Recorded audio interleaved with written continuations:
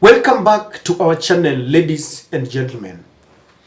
Leaders within the Kenya Kwanza government are sharply divided over the proposed bill, especially on the level of taxation to the ordinary mwananchi. Some of them do not want to speak openly because they don't want to clash with William Ruto. So they send coded messages here and there. Just yesterday, Kimani Ichung'wah stood on the floor of parliament and he rejected the amount of money that is being allocated to several institutions, and he said that the cartels and rogue businessmen have taken over and they are now doing duties and responsibilities of the legislatures, and he called on them to look very carefully into this matter. And yesterday, the Chief Minister Musalia Mudavadi had a special opportunity with the governors, and he made a speech that has really backfired on him. He was talking about taxation. I'm about to show you that video. And he advised governors to ensure that they are very prudent when they make laws on taxation, that they should not overtax citizens within their counties. And he even said that overtaxation can send away the developers. You know, when you look at Musalia Mudavadi, he's one person who sometimes he seems to be very sober.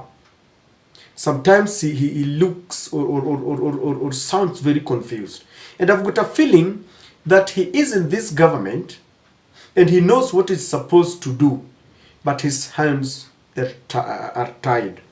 Just listen to Musalia Mudavadi so that we delve on his speech. How do you make your counties competitive? Taxation is elastic. You get to some place and it will snap. Honorable Simbarati has just given some examples of the tension we are going through and the debate that you're going through. And indeed, the president has now made a statement to say, look, if this housing levy is such a controversial issue because it was pegged at 3%, let us listen to the message that is coming from the people. Why don't we lower it to 1.5%? Because taxation is elastic. So you must manage it so that it doesn't snap. So as you enhance the revenue collection, what we must also figure out is, what would you do as a researcher in this field or somebody who is supposed to deal with policy here, so that your city, whether it is Nairobi or whether it is Luanda in Angola or whether it is Addis Ababa, wherever, Cairo, how do you make sure that you are not taxing investors out of your city? Because with excessive taxation, you can drive them out of town. And if you drive them out of town, you erode your own tax base. So what is the balance that you experts will be exploring to try and figure out that this particular area, what should be the quantum of that? So as you improve the tax collections, as you get more people within that framework, you must also bear in mind that you're also dealing with a major economic issue which needs to be managed. If you listened carefully to Musalia Mudavadi, he's a man who believes that we should not overtax Kenyans. And his speech is betraying him because it is coming at a time when the biggest talk in town is about the government's appetite to impose taxes on basic commodities. Already, if you check the proceedings of Parliament today, legislators are almost going for each other's neck because there are proposals. The housing finance that Kenyans rejected has now been reduced from 3% to 1.5%, as if Kenyans said that they wanted a reduction. Because when Kenyans gave their opinion, they said it very categorically that they did not want this. They didn't say that they want it to be reduced. And so when Musalia Mudavadi comes up with these statements that the county government should be prudent and they should look into matters taxation, because he was saying that we are living in precarious times, and he's saying that it must be looked at with both eyes so that we don't impose more taxes on people. So people are wondering if Musalia is saying that overtaxing can kill the spirit of investors at the county government level. What about the national level? Because that was the question that many kept on asking. That you seem to be so much concerned about what is going on within the county level.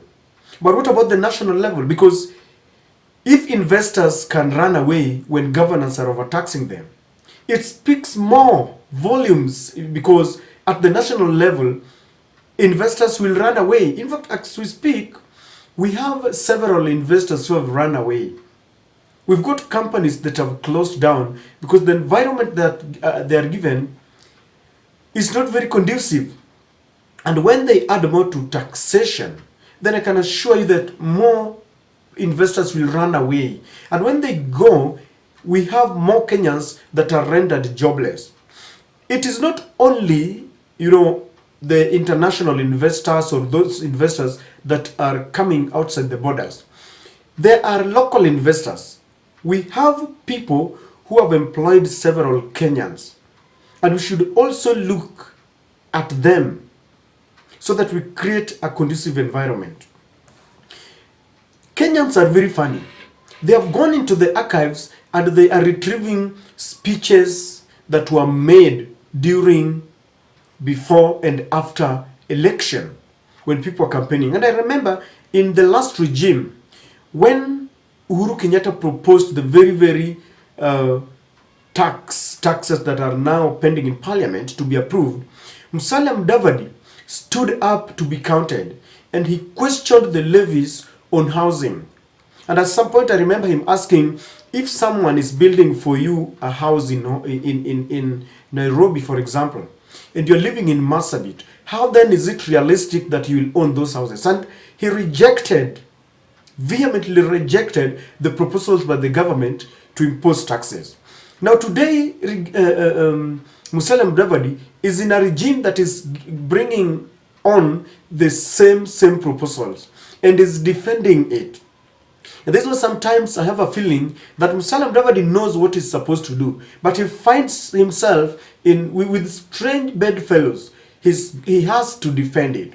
If you ask several legislators, they will tell you that back at home, they have been told not to pass this law. But some of them have been bought, some of them were given tickets, and Ruto helped them to ascend to the positions where they are. And some of them are intimidated. Remember, the government said that they want to see who will oppose this bill. That was a warning from the president himself. In fact, Rigathi Gachagua said that the opposition do not have the numbers and so they should not even bother opposing this bill. So some of them have been intimidated. They are between a rock and a hard place. They don't know what to do. At some point, they know very well that this bill is erroneous. It's not supposed to be imposed on Kenyans. But their hands are tied on the other side because the government is up in arm with them. And very many Kenyans went to his social media page, that is Musalia Mudavadi, and they were asking him why the sharp U-turn, why he did this. He's telling the county governments to be careful on taxation, yet he's supporting it at the national level. And I think Musalia Mudavadi must now rise up to the occasion, because sometimes we just need a few sober men. We don't need to, let Raila with this whole load to talk about it. We need to stand up as a nation. And I was very much impressed when Kenyans who are concerned went to the streets to demonstrate, to lament and reject this bill.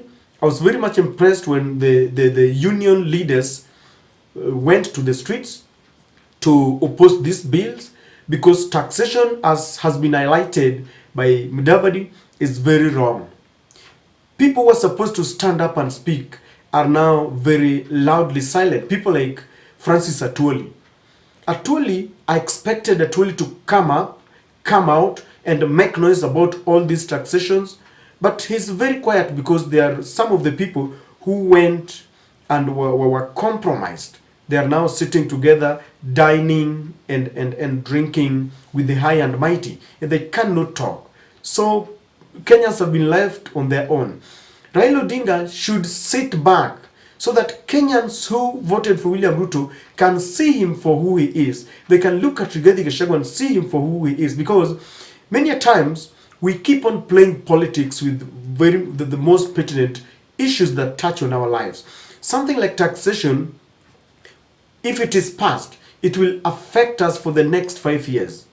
And after 5 years, the government will still come back and would wink us and start telling us that, you know, it is the opposition who did this and that. And we need to be very careful, because there are only two tribes, as I told you. We have the rich and the poor. And when this taxation even go higher, the people who are suffering the most are the poor.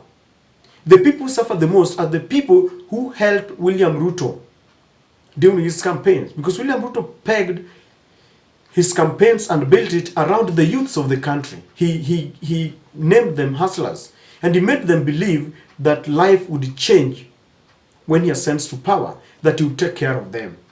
The second lot are the women. They were told they are the mamambogas, and they were promised, including the other day I did a video on William Ruto promising women that he would give them diapers, that once you deliver, he would be able to give diapers for a period of a minimum of 3 months.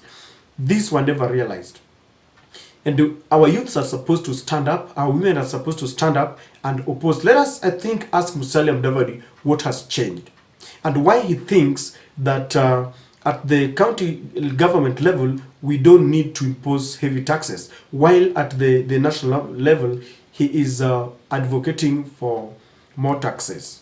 Or could it be that Musalia Mudavadi is sending a coded message? Maybe he does not want to confront, he doesn't want a direct confrontation with his boss. So he's speaking like this to send a coded message so that William Ruto can really listen to him and maybe add some dots. Because just look at it, that we don't need heavy taxation at the county level, but it's at the same time supporting it at the national level. So I have in my opinion, maybe he's just sending this so that William Ruto can reconsider this heavy taxation. Because I'm sure even back at his home yard in Western, they have rejected this bill. And we should not be told that they are now reducing it to 1.5% and now it is good. No. And they are now, they are telling us that this is what Raila and Uhuru had proposed and therefore it is good. No. Circumstances then were very different from the way things are now, and even the mode of implementation was going to be very different. Raila was not going to remove all the subsidies, because you cannot impose taxes yet you've also removed the subsidies. Raila was going to maintain subsidies so that when you tax people, they have the subsidies on unga, on fuel, on electricity, on education. And Raila was also going to listen to people's opinion. And I'm sure that if Kenyans had rejected, he would have told them, let us look at it, not imposing it on people. So ladies and gentlemen, these statements have really backfired, because Musalia Mudavadi must come up and explain why they double speak. I don't know what message you have from Mudavadi. Please share with me in the comment section.